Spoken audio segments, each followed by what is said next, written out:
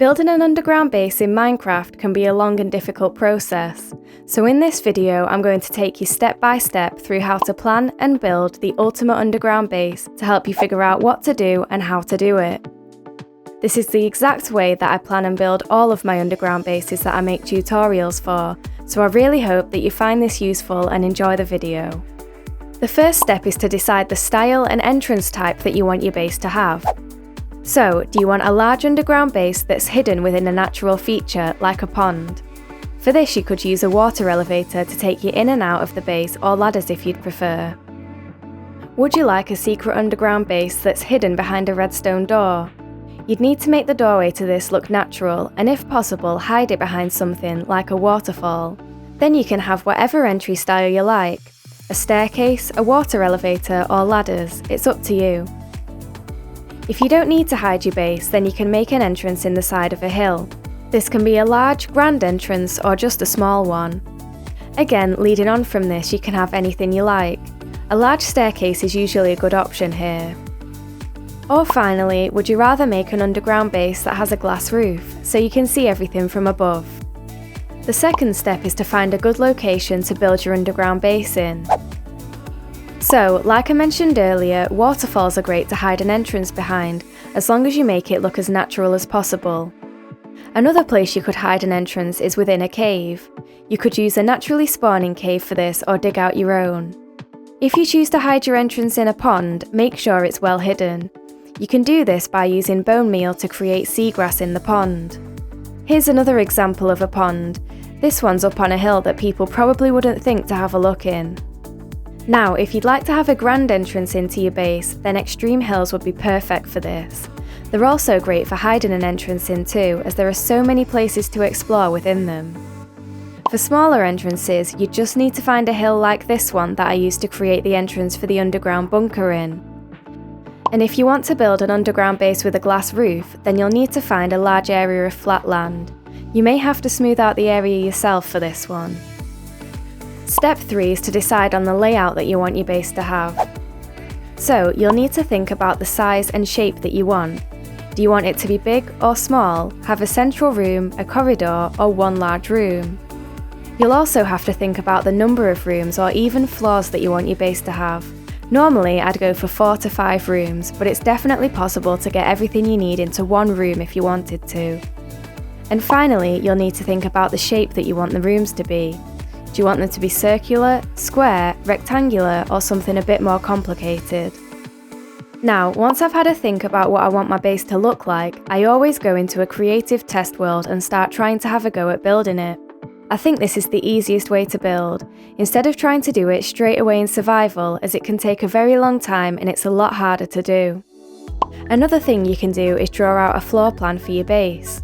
I often do this with my builds, as it makes it a lot easier to visualize what you want to create. You can do this in something like Photoshop, or you can even get a pen and paper and have a go at drawing it instead. Overall, this is probably the most important step when planning your underground base. Figuring out what you want to build in creative mode first and seeing what's possible and what isn't is an extremely useful way when trying to decide what to build in Minecraft. So, once you've figured out a layout, the next step is deciding what blocks to use for the interior. Here's some examples of block palettes that I often use in my builds. If you're after something a bit darker, then you may prefer to use these ones instead. When I decorate the interior of my bases, I like to use logs as supports or to add extra details in the corners and middle parts of the walls with planks in between to make it feel warm and cozy. I then like to use stone for the floor and sometimes the ceiling to break up the colour a bit, instead of using the same materials throughout, and it also makes the build feel bigger inside as it's a lighter colour. If you're struggling to find blocks that you like, then there's a great website called blockpalettes.com, which has hundreds of different palettes to choose from and is constantly being updated. You can get a really good idea of what blocks will work together and what won't by having a look through all of the different combinations on there. Now, it's always nice to add some extra texture to your builds. To add texture to wood, all you have to do is mix in some stripped logs of the same block type. The exception to this is dark oak, which pairs best with spruce logs instead of stripped dark oak logs. For stone, you can mix up pretty much anything that has the same grey colour and get a good result. You can also add in some mossy or cracked blocks too for extra detail. This also works for the new deep slate blocks and black stone too by mixing up the variants until you get something you're happy with. For black stone, you can also add in a bit of gilded black stone too. Now you've figured out what you want to build and how you want to decorate it, it's time to start construction on your base. Here's a few tips to help you get started.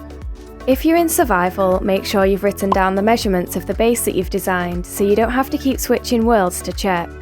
It's also a good idea to collect all of the resources that you're going to need before you start building. Use a good pickaxe with efficiency and unbreaking enchantment, or even a beacon if you have one, to make the digging easier, and carry some shulker boxes to fill up with all of the cobblestone that you're going to end up with. Now for some building tips, it's always easiest to dig out the base first and then decorate. This way you can focus on one thing at a time and you won't get confused or lost. Secondly, use reference images showing how you decided to decorate your base in Creative, because it's really easy to forget the small details. I always like to start with the entrance to the base first, to make sure that it's secure while you're building and so that nothing can wander in. And finally, make sure to light everywhere up as you go along, so no mobs can spawn. So, now that you've built and decorated your underground base, it's time to add the interior. Again, I'd do this in Creative first to plan everything out, but you don't have to if you don't want to. The most essential rooms that you'll need in your base are the bedroom, which I'd usually start with first so you're able to set your spawn. A storage room with plenty of room to store all of your items, with a spot for an ender chest too. Somewhere to craft and smelt items is also essential too. You don't need a whole room for this, you can spread them out throughout your base, but it's nice to have everything you need in one place. And finally, you'll need somewhere to put your enchanting table and brewing stands. I like to make a room for this as they pair well together and the bookshelves take up a lot of space. You can also add a nether portal too. Now, if you've made a main or central room in your base like this, what I like to do is have some crafting stations dotted around it for easy access if you're just popping in. Another room you can add if you don't want to leave your base much is a farming room with a mine entrance in it. This room means that you'll have a food source as well as a place to mine for resources within your base.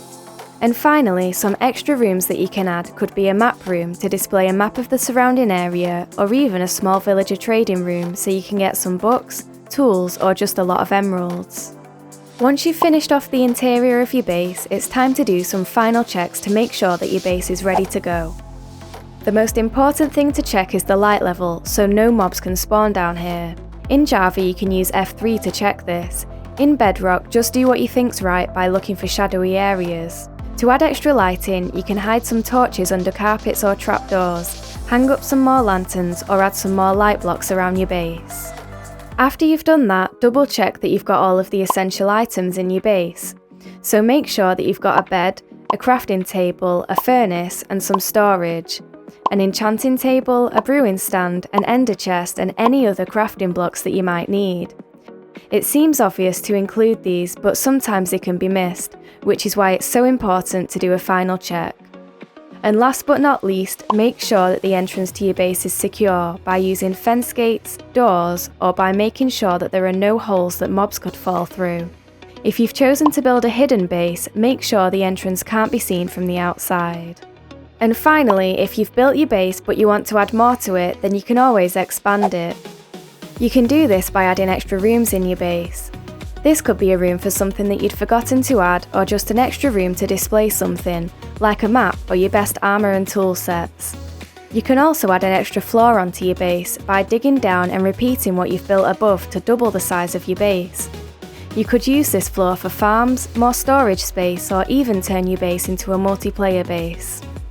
If you'd like more details of how you can expand your underground base, then I've made a full video on it. You can click the info card or click the link in the description if you're interested. And that's all the steps of how to plan the ultimate underground base completed.